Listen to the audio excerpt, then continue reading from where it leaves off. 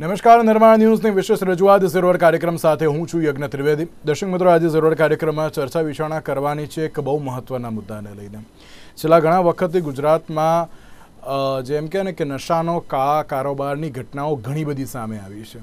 નશીલા દ્રવ્યો ધરાવતો લઈને એટલે કે દારૂ હોય કે પછી ડ્રગ્સ લઈને અત્યારે તો ઘણા બધા યુવા વર્ગો પોતાની જિંદગી તો બગાડી રહ્યા છે અને સાથે સાથે અન્યને પણ નુકસાન પહોંચાડી રહ્યા છે. આપ જે રીતના ટીવી સ્ક્રીન ઉપર દ્રશ્યો જોઈ રહ્યા છો તે વડોદરા અને સુરત ખાતેના છે.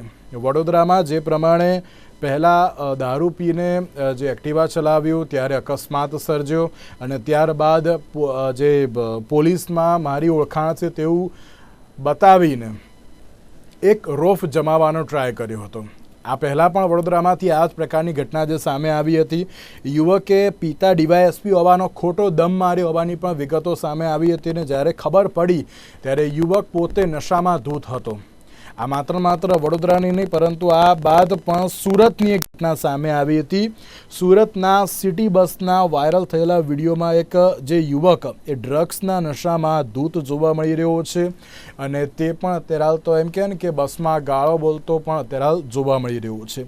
અને સાથે જ તેના જે કહેવાય કે તેના પર્સમાંથી ₹5,000નું ડ્રગ્સનું પેકેટ કાઢ્યું હતું અને કહ્યું કે હું રોયલ કાઠિયાવાડી છું, મને અત્યારે કોઈ કંઈ પણ નહીં કરી શકે, તે પ્રમાણેની જે બાબતો સામે આવી રહી છે. ત્યારે સવાલ પણ એ થતો હોય છે કે આ પ્રકારની જે ઘટનાઓ અટકાવવાની જવાબદારી એ સૌથી પહેલી રાજ્ય સરકારની હોય છે કે રાજ્ય સરકાર જો અત્યારે યોગ્ય કાર્યવાહી કરે તો અત્યારે યોગ્ય એમ કહેવાય ને કે આ પ્રકારની ઘટનાઓ અત્યારે બહાર ના આવે. આ તો જાહેરમાં અત્યારે વિડીયો જે જોવા મળી રહ્યો છે પેલા યુવકનો સુરતમાં કે જે અત્યારે તો ડ્રગ્સ બતાવી રહ્યો છે, એટલે હજુ પણ સિટી વિસ્તારમાં કેટલી બધી આ પ્રકારની જે ડ્રગ્સની બદીઓ અત્યારે ચાલતી હશે તે તો એક સવાલ છે. આ 2 દિવસ પહેલાં જ સુરત પોલીસે જે ડ્રગ્સનું અત્યારે તો ડીલિંગ કરવા આવતા હતા તેમની જે ધરપકડ તો કરી હતી, પરંતુ હજુ પણ આવા ઘણા બધા જે એમ કહેવાય ને કે નશો કરનાર વ્યક્તિઓ પણ અત્યારે ફરી રહ્યા છે તેવી બાબત સામે આવી છે. આ માત્ર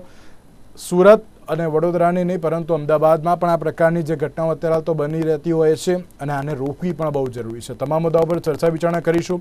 ચર્ચા વિચારણા કરવા માટે અમારી સાથે જોડી ગયા છે સાગરભાઈ બ્રહ્મભટ્ટ કે જે યુથ એક્ટિવિસ્ટ છે, પાર્થિવરાજસિંહ કઠવાડિયા કે જેઓ કોંગ્રેસ પાર્ટીના પ્રવક્તા છે અને સ્નેહલભાઈ જોશી કે જેઓ ભારતીય જનતા પાર્ટીના પ્રવક્તા છે. આપ ત્રણનું સૌથી પહેલાં તો સ્વાગત છે. દર્શક મિત્રો, આપણા જે ત્રણ અતિથિઓ છે એ લોકો યુવા વર્ગ સાથે પણ સંકળાયેલા છે કે ના યુથને અત્યારે કઈ દિશામાં લઈ જવું, યુથ અત્યારે શું કરી રહ્યો છે એ પણ એમને ખબર જ છે. સાગરભાઈ, શરૂઆત મારે આપનાથી કરવી છે. સાગરભાઈ, જે પ્રમાણે નશાનો કાળો કારોબાર ડ્રગ્સ અને દારૂ પર આ પહેલાં પણ આપણે ડિબેટ કરી હતી, પરંતુ હવે તો ક્યાંક જાહેરમાં આવી ગયું હોય તે પ્રમાણેની પરિસ્થિતિ જોવા મળી રહી છે. દારૂ પીને નશો કરીને જે પ્રમાણે ગાડી ચલાવી, એક્સિડન્ટ કરવા, પછી બતાવું કે ના હું જ અત્યારે તો છું, મારા સિવાય બીજું કોઈ નથી, મને બધા ઓળખે છે. અને બીજી બાજુ જે સુરતનો જે કિસ્સો સામે આવ્યો કે જેમાં એમ કહેવાય ને કે ના બધાની વચ્ચે બતાવે છે કે ના મારી પાસે ડ્રગ્સ છે. શું કહેશો અત્યારે તો યુથ જે દિશાએ આગળ વધી રહ્યું છે તેને લઈને? જે ચોક્કસ પરિસ્થિતિ ખૂબ જ ગંભીર છે અને પહેલા બી આપણે વાત કરી ચૂક્યા છે આ સબ્જેક્ટ પર અને વારંવાર આપણે આ સબ્જેક્ટ પર વાત કરવી પડે છે. એ બી એક અનફોર્ચ્યુનેટ સિચ્યુએશન છે. લાસ્ટ ટાઈમ બી જેમ વાત કરી હતી એ પ્રમાણે કે એક રિપોર્ટ જોઈએ આપણે યુનાઇટેડ નેશન્સ એટલે UNODC, World Federation Against Drugs, International Society of Substance Abuse, આ બધાના જ પ્રેડિક્શન છે કે 2030 સુધીમાં સૌથી વધારે અફેક્ટેડ અગર કોઈ કન્ટ્રી આનાથી હશે તો એ ઇન્ડિયા હશે. આની પાછળ ઘણા બધા રીઝન્સ છે, કારણ કે ફર્સ્ટ ઓફ ઓલ આપણું એક યુથનું કન્ટ્રી છે.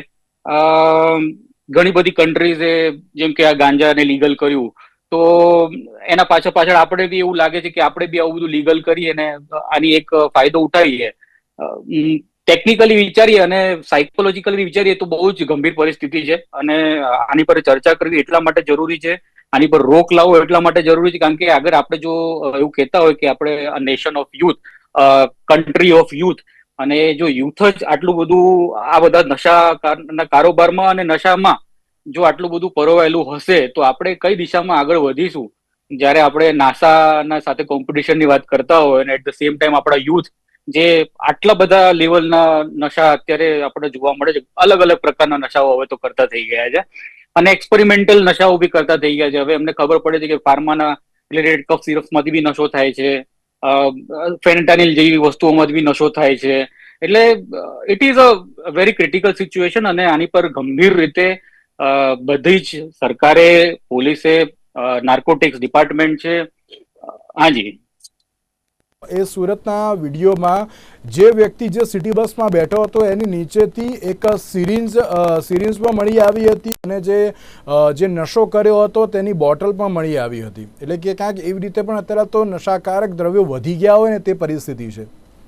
જે મેં તમને જે કીધું એ કે જે સિરિંજ મળ્યું એ મોટાભાગે ફેન્ટેનિલ નામના ઇન્જેક્શન્સ આવતા હોય છે. અત્યારે સરકારે બેન કરેલા છે, પહેલાથી સરકારે બેન કરેલા છે, પણ પહેલા આવા સિનારીઓ આપણને પંજાબમાં, ઇન્ડિયાની વાત કરીએ તો પંજાબ બાજુ જોવા મળતા હતા અને મોટાભાગે ગોવાની અંદર જોવા મળતા હતા. પણ ગુજરાતની અંદર આવા સિનારીઓ જોવા મળશે એવું કોઈ દિવસ આપણે વિચાર્યું નહોતું. પણ વેલકમ ટુ ધ સિચ્યુએશન, અને આ સિચ્યુએશનને આપણે ટેકલ કરવાની છે. ફાર્મા રિલેટેડના ડ્રગ્સ બી બહુ જ વધી રહ્યા છે, એની પર બી કંટ્રોલ લાવવાનો છે. એટ ધ સેમ ટાઈમ આ બધા જે નશા છે એની પર બી કંટ્રોલ લાવવો બહુ જ જરૂરી છે. બિલકુલ બિલકુલ સાચી વાત છે. પાર્થિવરાજસિંહ, આપ પણ યુથ કોંગ્રેસ સાથે અને યુથ સાથે ઘણા સારા એવા કનેક્ટેડ છો, પણ અત્યારે યુથ જે દિશામાં આગળ વધી રહ્યું છે તે ચોક્કસ એક ચિંતાજનક પરિસ્થિતિ જોવા મળી રહી છે. યજ્ઞભાઈ, ખાસ કરીને સુરતના કિસ્સાની જે આપણે ચર્ચા કરી એ ગુજરાત રાજ્ય માટે ખૂબ જ અલાર્મિંગ કિસ્સો છે. વિપક્ષમાં બેઠા હોય, સરકાર સામે સવાલ ઉપાડીએ, સત્તામાં બેઠેલા લોકો હોય એ પોતે આ વસ્તુને સંતાડવાનો પ્રયત્ન કરતા હોય. આ પ્રકારની રાજનીતિ જોઈ છે. પણ આ જે મુદ્દો ડ્રગ્સનો છે એ આપણા ગુજરાત અને દેશના ભવિષ્યનો મુદ્દો છે. આપણે ઉડતા પંજાબ જેવી મૂવીઝ જોઈ પછી ઉડતા ગુજરાત બને એવી પરિસ્થિતિ આપણે શું કામ ઊભી કરવા જઈ રહ્યા છે? ગુજરાત રાજ્ય એ ક્યાંક ને ક્યાંક છેલ્લા ઘણા સમયથી જોશો તો દેશમાં સૌથી વધારે ડ્રગ્સ ક્યાંય પકડાતું હોય તો એ ગુજરાત રાજ્યમાં પકડાય છે. એટલે એક પ્રકારે જાણે લેન્ડિંગ હબ, વિદેશથી આવનારું મોટા પ્રમાણનું ડ્રગ્સ એ એનું લેન્ડિંગ હબ ગુજરાત બની ગયું હોય એ પ્રકારની પરિસ્થિતિ છે. બીજી વાત કરીએ કે made in India, made in Gujarat ડ્રગ્સની વાત કરીએ તો ગુજરાત રાજ્યમાં પણ આપણને ઘણી બધી એવી ફેક્ટરીઓ જોવા મળી જે પકડવામાં આવી. એક બે ફેક્ટરીઓ તો મુંબઈની પોલીસે આવીને પકડી, જે ભરૂચ અને અંકલેશ્વરમાં જે રેડ કરી, મુંબઈ પોલીસે રેડ કરી. એટલે સ્પષ્ટપણે મેડ ઇન ગુજરાત ડ્રગ્સ બનવા માંડ્યું છે. વિદેશથી આટલું બધું ડ્રગ્સ આવે છે અને સ્પષ્ટપણે એવું લાગે કે આપણી આવનારા ટીનેજર્સ, જે હાલના ટીનેજર્સ છે, જે આપણું આવનારું ભવિષ્ય છે, એ ટીનેજર્સ અને યુથમાં ક્યાંક ને ક્યાંક આ પ્રકારનો જે ડ્રગ્સનો જે કારોબાર એમનામાં એમને ગેરમાર્ગે દોરી રહ્યો છે અને જે આપણા ભવિષ્ય જોડે ચેડા થઈ રહ્યા છે, તે દિશામાં સૌએ ભેગા થઈને ચિંતા કરવાની જરૂર છે. આજે અમદાવાદ શહેરના પશ્ચિમ વિસ્તારમાં જેને કહેવાય કે હાઈ પ્રોફાઇલ એરિયા છે, એ હાઈ પ્રોફાઇલ એરિયામાંથી તમે છાપાઓમાં વાંચશો, અખબારોમાં વાંચશો, ટીવી ચેનલોમાં જોશો તો ડ્રગના પેડલર ત્યાંથી પકડાય છે. વચ્ચે તો એવો કિસ્સો આવ્યો હતો કે એક દીકરી ડ્રગના પેડલર તરીકે કામ કરતી હતી, યંગ દીકરી. એટલે આ પ્રકારની પરિસ્થિતિ ક્યારે ગુજરાતે જોઈ નથી અને છતાં વારંવાર આ પ્રકારના ડ્રગ્સ પકડાય અને આપણું એક યુવાધન ગેરમાર્ગે દોરાય અને એક આખું અંધકારમય ભવિષ્ય તરફ જતું હોય તો એ આખા ગુજરાત માટે અલાર્મિંગ સિચ્યુએશન છે. કાયદો અને વ્યવસ્થાની દ્રષ્ટિએ સરકારે વિચારવું જોઈએ કે આટલા મોટા પ્રમાણમાં ડ્રગ્સ ક્યાંથી એન્ટર થાય છે અને આટલા કરોડો રૂપિયાનો કારોબાર કરનારા લોકો નાના માણસ તો નહીં હોય, એ નાની માછલીઓ તો નહીં હોય, એ તો બહુ મોટા મગરમચ્છો હશે, મોટા ચમરબંધીઓ હશે. તો હજી સુધીના કિસ્સામાં કોઈ મોટા ચમરબંધીને પકડ્યા હોય કે જે હજારો કરોડનું, ઉદાહરણ તરીકે મુન્દ્રાના પોર્ટ ઉપર હજારો કરોડનું ડ્રગ્સ પકડાયું અને હમણાં આપણને જાણવા મળ્યું કે પહેલગામ વાળા હુમલામાં પણ એ જે ડ્રગ્સ પકડાયું એના તાર જોડાયેલા છે. એટલે ક્યાંક ને ક્યાંક આતંકવાદી પ્રવૃત્તિ જોડે પણ આ ડ્રગ્સના બિઝનેસના તાર જોડાયેલા હોય છે એવી માહિતીઓ પણ ક્યાંક ને ક્યાંક બહાર આવતી હોય છે. ત્યારે આપણા માટે ચિંતાનો વિષય રાષ્ટ્રીય સુરક્ષાનો પણ છે કે આ જે કાળો કારોબાર કરી રહ્યા છે એ ચમરબંધીઓ કોણ છે અને એ ચમરબંધીઓને ક્યારે જેલ ભેગા સળિયા પાછળ મોકલવામાં આવશે, ક્યારે એમને સજા મળશે, એ બાબતની ચર્ચા ક્યારે નથી થતી. માત્ર ચર્ચા થાય ડ્રગ્સ પકડાયું, સામેથી સત્તા પક્ષેથી ગૃહમંત્રી વાહવાઈ લૂંટી લે કે અમે તો આટલું ડ્રગ્સ પકડ્યું, અમે તો આટલું ડ્રગ્સ પકડ્યું. સાહેબ, આટલું બધું ડ્રગ્સ પકડ્યું તો આવે છે ત્યારે પકડ્યું ને. આને ખરીદનાર વર્ગ કોણ છે, લાવનાર વર્ગ કોણ છે, એ લેવા વાળા ચમરબંધીઓ કોણ છે, તો એમના ઉપર ક્યારે પગલા લેવા છે એ દિશામાં પણ યજ્ઞભાઈ વાત કરવી પડે. બિલકુલ બિલકુલ સાચી વાત છે. કોઈ પણ ચમરબંધીને છોડવામાં નહીં આવે તેવી વાતો સ્નેહલભાઈ કરવામાં આવે છે, પણ તમે બોર્ડર ઉપર જે અત્યારે તો પકડાય છે તેને અત્યારે તો તમે એ ડ્રગ્સને પકડી લો છો, બરાબર, પરંતુ અંદર સિટી વિસ્તારમાં ખૂબ જ મોટી માત્રામાં અત્યારે તો જે આ ડ્રગ્સનું ક્યાંક વેચાણ પણ થઈ રહ્યું છે.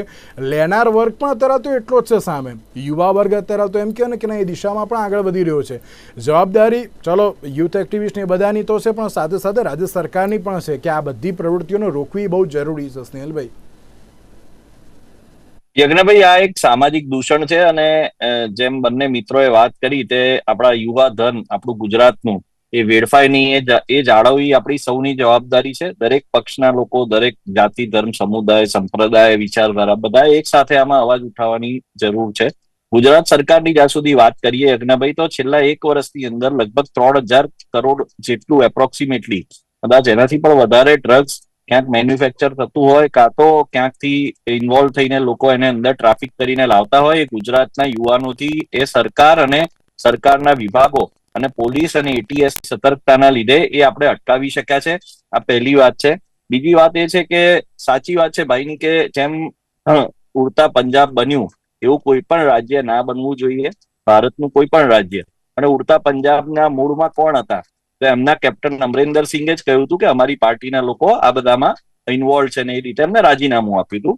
બીજી વાત છે કે નોર્થ ઇન્ડિયાની અંદર પણ જયારે 5600 કરોડનું એક કન્સાઇનમેન્ટ પકડાયું, એમાં તુષાર ગોયલ નામના કોંગ્રેસના એક કાર્યકર્તા ખૂબ સંકળાયેલા હતા અને એ આખી દુનિયાએ જોયું છે. એટલે મને લાગે છે કે દરેક જણે પોતાની પાર્ટી હોય કે પોતાના લોકો હોય કે જે રાજ્યોમાં એમની સરકાર હોય ત્યાં પણ એ કરવું જોઈએ. બીજી જગ્યાએ આને પોલિટિકલાઇઝ કરીએ કે જ્યાં જે પાર્ટી હોય એ પ્રમાણેનું કામ કરવું છે. જો હું અહીંયા થાય ને કોઈ પોલિટિક્સ કરવા માટે કે આપણે આક્ષેપ પ્રત્યાક્ષેપ માટે હું અત્યારે હાલ તો નથી બેઠો.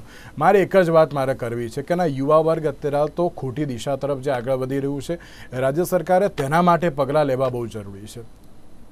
ચોક્કસ રાજ્ય સરકાર યજ્ઞભાઈ સતર્ક જ છે અને આ પ્રકારની ઘટનાઓ જ્યાં પણ બને છે ને એની પછી તમે જોજો કે તરત જ આવા કોઈ પણ જે નાના કે મોટા કોઈ પણ જગ્યાએ જ્યાં ડ્રગ્સની વાત આવે તો 0 ટોલરન્સ થી કામ કરવામાં આવે છે. અને જેમ મેં આપને પહેલા પણ કહ્યું કે આ જે બધા ડ્રગ્સ સીઝ થયા છે એ એટીએસ ની સતર્કતા અને લોકોની જાગૃતતા પણ, કે જેમ આપણી સાથે ભાઈ બેઠા છે એક્ટિવિસ્ટ, એવા ઘણા બધા યુવાનો છે કે જે લોકો ઈચ્છે છે અને જે લોકો ખૂબ એક્ટિવલી કામ કરે છે કે આપણા યુવાનો સુધી આ ડ્રગ્સ ના પહોંચે.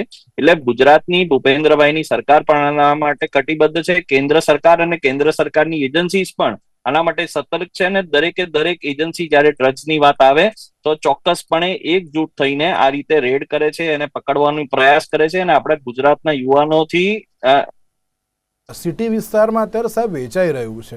જે પ્રમાણે તમે પેલું સુરતનું તમે વિડીયો જોયો કે જેમાં પેલો ભાઈ ખુલ્લે આમ અત્યારે તો બતાવી રહ્યો છે ને કે ભાઈ હું રોયલ કાઠિયાવાડી છે ને એટલે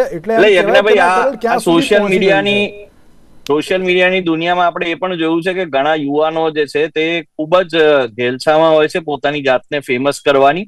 એટલે એ લોકો પણ કદાચ સાચા ખોટા કોઈ પણ આવા દાવા કરે, પણ હું એવું નથી કહેતો કે દાવો સાચો છે કે ખોટો છે. એ પોલીસ તપાસનો વિષય છે કે એમાં ડ્રગ્સ હતી તો એમાં કઈ ડ્રગ્સ હતી, ઇન્જેક્શનમાં શું હતું ને હતું તો શું હતું, એ બેન્ડ હતું કે નતું.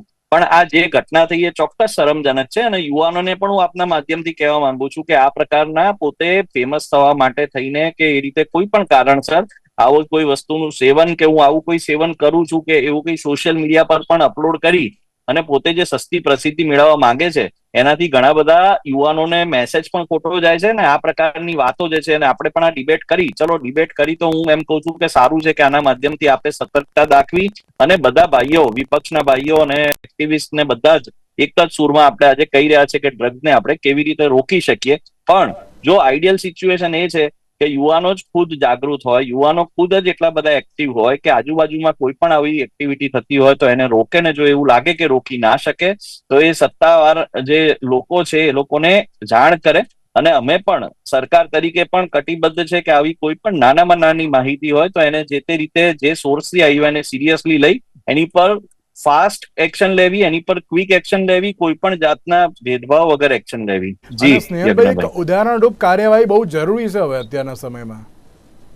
ના, આપે જેમ કહ્યું એમ કે જયારે શહેરની અંદર આવે, અર્બન એરિયાઝ હોય એ બધી જગ્યાએ અને ઇવન રૂરલ એરિયામાં પણ, રૂરલ એરિયાનો યુથ હોય કે અર્બન એરિયાનો યુથ હોય, યુથ આપણા માટે ખૂબ જ મહત્વનો છે ને આપણા દેશનું ભવિષ્ય છે.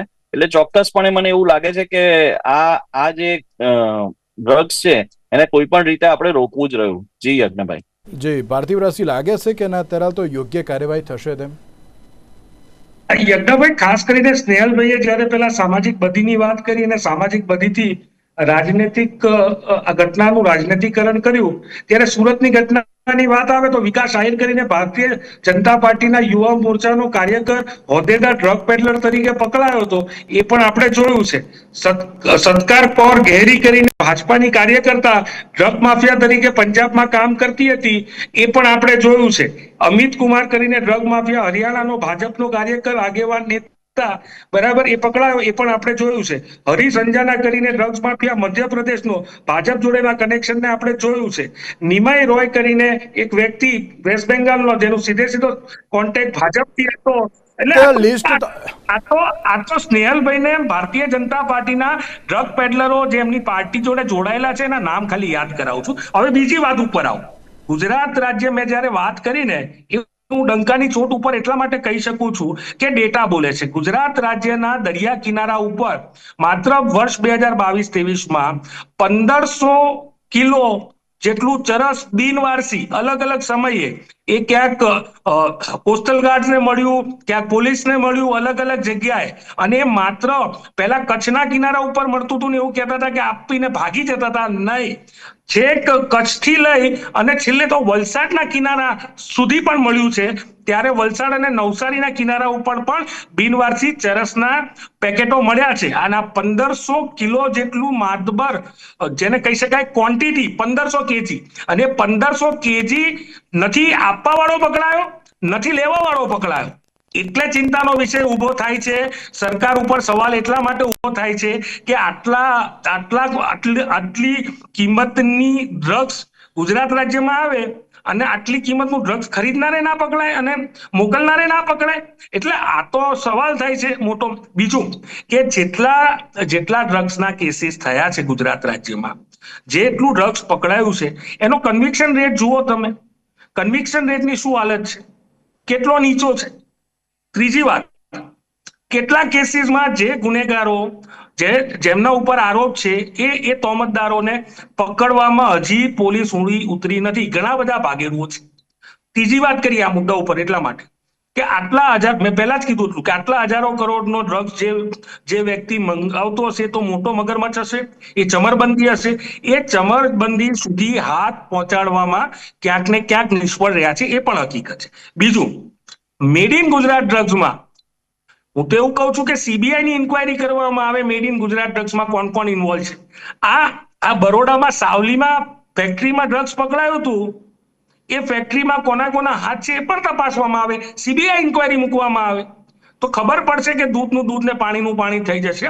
પણ ચોક્કસપણે યજ્ઞભાઈ, મેં પહેલા પણ કીધું હતું કે સત્તા પક્ષ હોય કે વિપક્ષ હોય, અમારી એક સામાજિક જવાબદારી છે, રાજનૈતિક જવાબદારી છે. જે બધી ખોટી છે, જે ગુજરાત રાજ્યના યુવા ધનને બરબાદી તરફ લઈ જઈ રહ્યું છે, તેના માટે પોઝિટિવ સ્ટેપ શું હોઈ શકે એની ચર્ચા કરવાની જગ્યાએ દોષારોપણમાં મારે નહોતું પડવું. પણ સ્નેહલભાઈની મહેરબાનીથી મારે પણ એમના જે મિત્રો, જે ડ્રગ્સ જોડે, ભાજપના મિત્રો જે સીધા ડ્રગ્સ જોડે કનેક્ટેડ હતા, ડ્રગ્સના ધંધા જોડે, એમના નામ યાદ કરાવવા પડ્યા. ઓકે સ્નેહલભાઈ, આપણે આમાં છે ને રાજકારણની કોઈ વાત નથી કરી, પણ જે સામાજિક બધી છે, યુથ અત્યારે તો સપડાઈ રહ્યું છે, આપણે તેને અત્યારે તો બહાર કાઢવાનું ક્યાંક વિચારવાનું છે. એટલે કે ક્યાંક સવાલ એ છે ને કે જો આટલી મોટી માત્રામાં ડ્રગ્સ આવતું હોય તો તેની પાછળ અત્યારે તો કોનો હાથ છે તેને અત્યારે પકડવા પણ બહુ જરૂરી છે. સ્નેહલભાઈ, ત્યાં સુધી અત્યારે એ રેકેટ ક્યાંથી ક્યાં ચાલે છે? કારણ કે આટલું 1500 કિલો હોય. હું આજની જ વાત કરું તો આજે જ ભુજ બોર્ડર ઉપરથી એક જે ડ્રગ્સનું પેકેટ જે મળી આવ્યું છે, એટલે એ આવે છે ક્યાંથી, કોણ લાવે છે, શું કરે છે, ક્યાં સુધી પહોંચે છે, તેને અત્યારે તો અટકાવવું બહુ જરૂરી છે. યજ્ઞભાઈ, હું ફરીથી આપના માધ્યમથી કહું છું કે આપણા દેશની અંદર, જેમ મેં કહ્યું એમ, પંજાબની અંદર જ્યારે એમના એક મુખ્યમંત્રી આરોપ કરે તો એમને એની ચર્ચા નથી કરવી.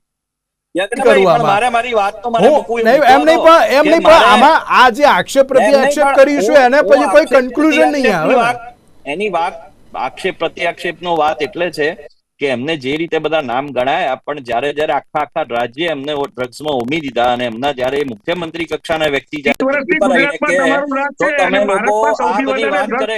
ભાઈ હું નતો બોલ્યો, પ્લીઝ મને બોલી લેવા દો. મારે યજ્ઞભાઈ તમારો પ્રશ્ન કે જે ફેક્ટરીની એ ભાઈએ વાત કરી તેની અંદર પણ ગુનો નોંધાયો છે અને લોકોને પકડ્યા છે અને ન્યાયપાલિકા જે છે તે એનું કામ કરે જ છે. કન્વિક્શન રેટ જે છે તે વધારે છે, પણ આ લોકોની જોડે કોઈ દાવો નથી, કોઈ પ્રૂફ નથી અને ખાલી એનસીઆરબી ના આંકડા મુજબ જે છે એની અંદર કેસ કેટલા નોંધાયા એની બધી વિગત ને બધું છે ભાઈ. અને આ લોકો ખોટે ખોટી વાત તમે આપો ને તો હું આપું. એટલે હું આપને એ જ કહું છું કે જે કન્વિક્શન રેટની વાત છે યજ્ઞભાઈ, એ ઉપજાવી કાઢેલી વાત છે. સાથે સાથે મારે બીજી વાત એ બી કરવી છે કે જેમ તમે કીધું કે જ્યાંથી બી પકડાયા છે તેની અંદર અત્યારે તમે જુઓ કે દરેક જગ્યાએ કેસીસ રજીસ્ટર્ડ છે અને એની કાર્યવાહી ચાલુ જ છે. એટલે આવો કોઈ પણ આક્ષેપ હોય, યુથ અત્યારે હાલ તો જે સપડાઈ રહ્યું છે અને આપણને બધાને ખબર છે કે એના સૌથી મોટું યુવા વર્ગ અત્યારે હાલ તો ભારત જોડે છે અને જો એમાં જ અત્યારે હાલ આ પ્રકારની પરિસ્થિતિ સર્જાય ત્યારે ચોક્કસથી સવાલ થાય કે ના અત્યારે હાલ તો આને રોકવું કેવી રીતે.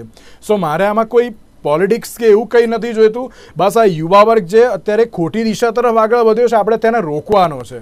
સ્નેહલભાઈ, મેં આપને એ જ કીધું કે જે યુવા વર્ગ છે એને આપણે કેવી રીતે રોકીએ, તો મને લાગે છે કે ઘણા બધા એના રસ્તા છે કે પોલિટિક્સ સિવાય જો બી વાત કરો તમે તો એમાં આપણે જેમાં ભાઈ છે એવા ઘણા બધા જાગૃત લોકો સાથે જઈને વાત કરી શકે અને આપણે સૌ પણ સતર્ક રહીએ છીએ. પાર્થિવરાજભાઈ પણ હશે અને હું પણ. સાહેબ, રાજ્ય સરકાર એકવાર એવી કાર્યવાહી કરે ને તો પછી આ બધું કોઈ બધા કરતા રોકે. એકવાર જો પોલીસનો દંડો પડતો થઈ જાય ને તો પછી અત્યારે કોઈ વાંધો ના સાંભળો. પોલીસનો દંડ તમે તો એવી વાત કરો જાણે ચોરે ને ચૌટે બધા ડ્રગ્સ લઈને ફરતા હોય, એવી વાત નથી ભાઈ. એટલે મહેરબાની કરીને આ ચાલુ સિટી બસમાં પેલા બતાવ્યું છે, પેલા ચાલુ સિટી બસમાં બતાવ્યું છે સાહેબ. એક ઇન્સિડન્ટ લઈને તમે એમ કહો છો કે બધી એક ઇન્સિડન્ટ નહીં, આની પહેલાનો પણ છે, આની પહેલાનો પણ છે. અરે ભાઈ તમે સ્નેહલભાઈ, આની પહેલાનો પણ છે, આની પહેલાનો પણ છે. વડોદરાની અકસ્માતની ઘટના સામે આવી ત્યારે પણ એ ભાઈ દારૂ પીધેલો હતો. અમદાવાદની પણ અકસ્માતની જે ઘટના આવી ત્યારે પણ એ ભાઈ દારૂ પીધેલો જોવા મળ્યો હતો. બંધ કરો ભાઈ, મહેરબાની કરો. એવું સ્નેહલભાઈ, આમાં સાંભળો નહીં, એક મિનિટ સ્નેહલભાઈ, ના મારી વાત મને ના આમાં છે ને તમે દરેક વખતે ભારતીય જનતા પાર્ટીના માણસ જયારે બોલે છે ત્યારે તમે વચ્ચે પ્લીઝ ના બોલો. અમને અમારી વાત જનતા સુધી મૂકવા દો. મારે એ જ કહેવું છે પણ મારી વાત તો પૂરી થવા દો વડીલ. મારે એ જ કહેવું છે યજ્ઞભાઈ કે આ એક ખોટી દ્રષ્ટાંત જઈ રહ્યો છે સમાજમાં કે ચોરે ને ચૌટે ડ્રગ્સ વેચાય છે, એવું નથી. ખૂબ ઓછો એક વર્ગ છે જે લિપ્ત છે, વિડીયોઝ આવે છે અને એના સિવાય પણ પોલીસ કાર્યવાહી કરતી જ હોય છે. પોલીસ એક્ટિવ જ છે અને કરોડો રૂપિયાનું જે ડ્રગ્સ પકડાય છે ને, અને ખાસ કરીને વિપક્ષના ભાઈઓને કહું છું, એ આપણી જે ભારતીય જનતા પાર્ટીની સરકારની અને પોલીસની એક્શનથી જ પકડાયું છે. જી યજ્ઞભાઈ. ઓકે પાર્થિવરાજ, સાગરભાઈ હજુ એક સવાલ પૂછવાનો. નહીં 10 સેકન્ડ ખાલી લેવા માંગુ છું. કન્વિક્શન રેટની વાત કરતા હતા ને, 22, 23, 24 માં 1743 કેસ ડ્રગ્સના ગુજરાત રાજ્યમાં રજીસ્ટર થયા અને કન્વિક્શન કેટલાનું થયું? માત્ર 16 લોકોનું.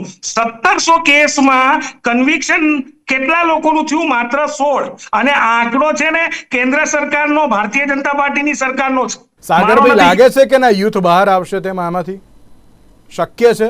જી ચોક્કસ. પહેલા તો આપણે બધા એક સેમ અલાઇનમેન્ટ પર આવવું પડશે.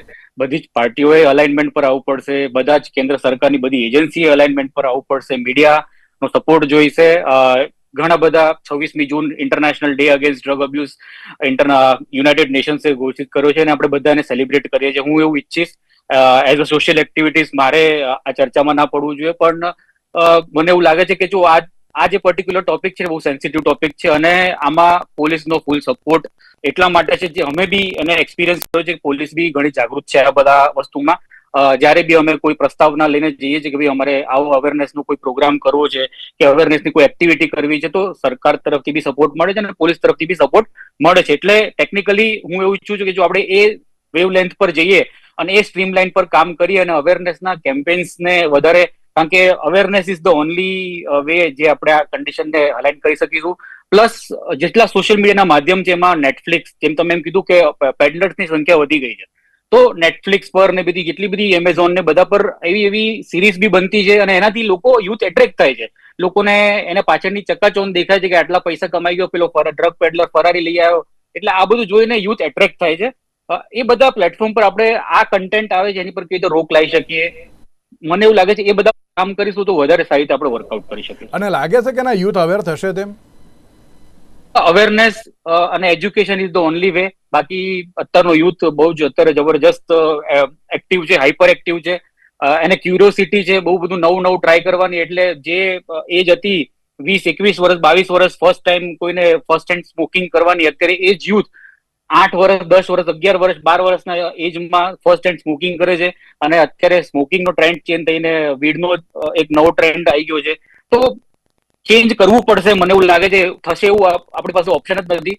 યુથનું નેશન છે, આપણે બધા યુથને જો આપણે કેટર કરી શકીએ તો will be in a very bad situation. એટલે યુથની પાસે કોઈ ઓપ્શન નથી અને આપણી પાસે બી કોઈ ઓપ્શન નથી એ લોકોને અવેરનેસ અને સીધા રસ્તા પર લાવવા માટે. બિલકુલ બિલકુલ, આપ ત્રણે અમારી સાથે જોડાયા, આપ ત્રણેનો ખૂબ ખૂબ આભાર. તો દર્શક મિત્રો, ડ્રગ્સની જે બધી અત્યારે તો વધી ગઈ છે, રાજ્ય સરકાર પણ અત્યારે પ્રયત્ન કરે છે, વિપક્ષ પણ કરે છે અને સાથે સાથે યુથ એક્ટિવિસ્ટ પણ અત્યારે તો એક ટ્રાય કરી રહ્યા છે. પણ તેની સાથે આગામી સમયમાં આ બધીને રોકવા માટે હવે કેવા પ્રકારના પ્રયત્નો થશે તે તો આવનારો સમય જ બતાવશે. આજના વિશેષ કાર્યક્રમ અમને આપશો. નમસ્કાર.